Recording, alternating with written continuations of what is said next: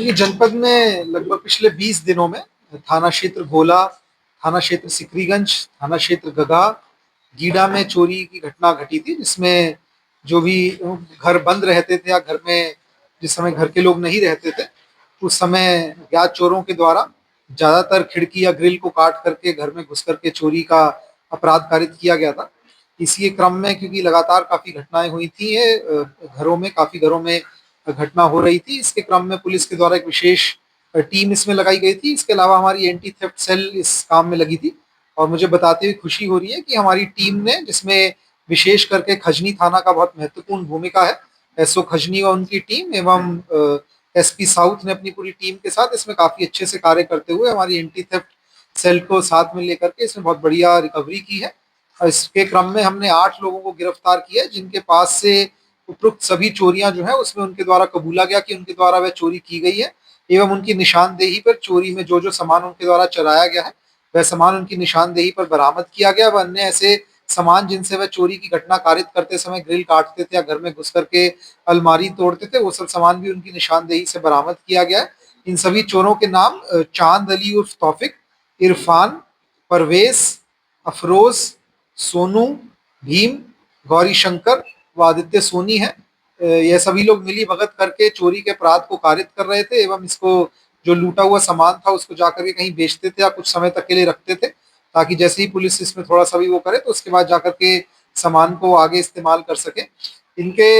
बारे में जानकारी करने पर यह भी जानकारी मिली कि इनके द्वारा न केवल चोरी की घटनाएं की गई हैं, बल्कि पशु तस्करी व एनडीपीएस के मामले में भी यह लोग इन्वॉल्व रहे हैं। और उसके लिए जो इनको पैसे की दरकार रहती थी, जैसे तीनों चीजों को लिंक करके चोरी से जो भी पैसों अर्जित कर रहे थे उससे इनके द्वारा मादक पदार्थ लेकर के मादक पदार्थ की बिक्री की जा रही थी,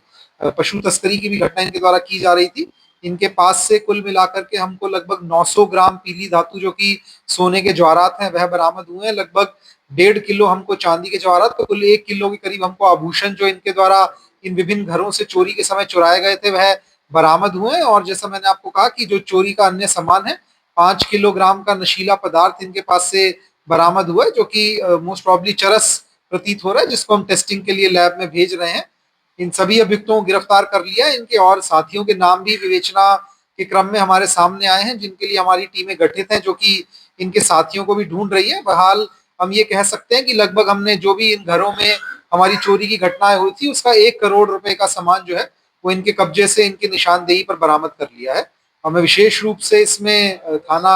खजनी व एसओ साउथ को एसपी एसपी साउथ व एसओ खजनी की जो पूरी टीम इसमें लगी रही एंटी थेफ्ट सेल के लिए उनको बधाई देना चाहेंगे और खजनी थाने की टीम को इसमें हमारे द्वारा पुरस्कृत भी किया जाएगा। सर किस तरह रेकी करते थे, तब कैसे चोरी करने की कैसे रेकी करते थे? देखिए, जैसा कि मैंने आपको बताया, इनके द्वारा जनरली वह घर देखे जाते थे जो कि जिन घर पे ताला लगा है, जो कि घर वाले वहां नहीं है। तो विभिन्न कारणों से गांव में दिन के समय भ्रमण करके इनके द्वारा चिन्हित किया जाता था कि किन घर पे ताला लगा हुआ है और रात्रि के समय जाकर के उन घर पे घटनाएं की जा रही थी इनके द्वारा। चोरी का माल जहाँ बेचते थे क्या पुलिस रिकवर? बिल्कुल, जिन जगहों पे जिन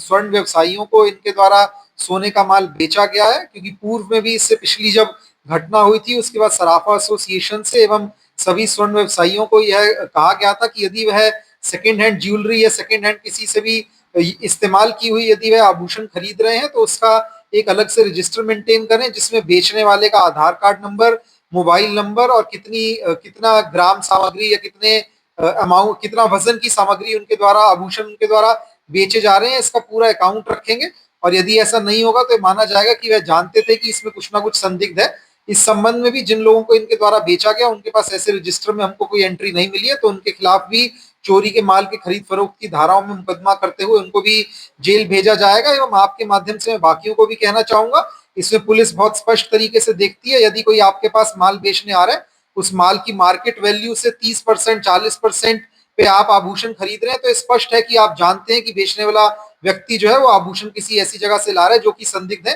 तभी आपको इतने सस्ते दाम पर आभूषण बेच रहा है। यदि ऐसे में किसी की भी भूमिका पाई जाती है जिसने प्रॉपरली अपने रिकॉर्ड्स या रजिस्टर मेंटेन नहीं किए और मार्केट वैल्यू से बहुत ही सस्ते दाम पे इस तरह के आभूषण खरीदे गए हैं और पूर्व उसके बाद में हमको चोरी किसी घटना के अनावरण में इस चीज के स्पष्ट सबूत भी मिलते हैं कि उनके द्वारा उसी जगह पे माल बेचा गया, माल की बरामदगी होती है तो उनके खिलाफ कार्रवाई की जाएगी। सर, इस क्या मामले में जो अपराधिक सर इतिहास रहा है, क्या गैंगस्टर की कार्रवाई होगी? बिल्कुल, इसमें जो इनका आपराधिक इतिहास है वो प्रेस नोट में आपको दे दिया है विस्तार से, क्योंकि जैसा मैंने आपको कहा कि जनपद में ही काफी जगहों पे इन्होंने चोरी की है और उनको और इनके पूर्व के आपराधिक इतिहास को प्रेस नोट में दे दिया गया और ये पूरे गैंग पे गैंगस्टर एक्ट की कार्रवाई करते हुए इनके द्वारा जो भी अपराध से अर्जित संपत्ति बनाई गई है उसको 14 गैंगस्टर एक्ट के तहत कुर्की का भी कार्रवाई की जाएगी। सुप्रीम को कुछ प्रश्न न लगेगा। बिल्कुल, जैसा मैंने आपको कहा कि खजनी थाना क्षेत्र की टीम ने इसमें बहुत अच्छा कार्य किया है, तो एसओ खजनी की टीम को मेरे द्वारा इसमें पुरस्कृत किया जाएगा। सर, जो सर्राफा व्यापारी थे जिन्होंने ये सामान लिया, क्या उन पे भी कोई कार्रवाई की गई? इसका जवाब मैंने दे दिया है। जो जैसा मैंने आपको कहा, जो भी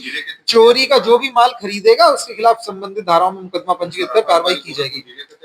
जैसा मैंने आपको कहा, प्रेस नोट में आपको सारी डिटेल्स मिल जाएंगी, बाकी हमारी आगे की विवेचना में जो भी चीजें आएंगी आपको बता दी जाएगी। सर, गैर जनपद के थे क्या यहाँ किराए के मकान पे रहते थे,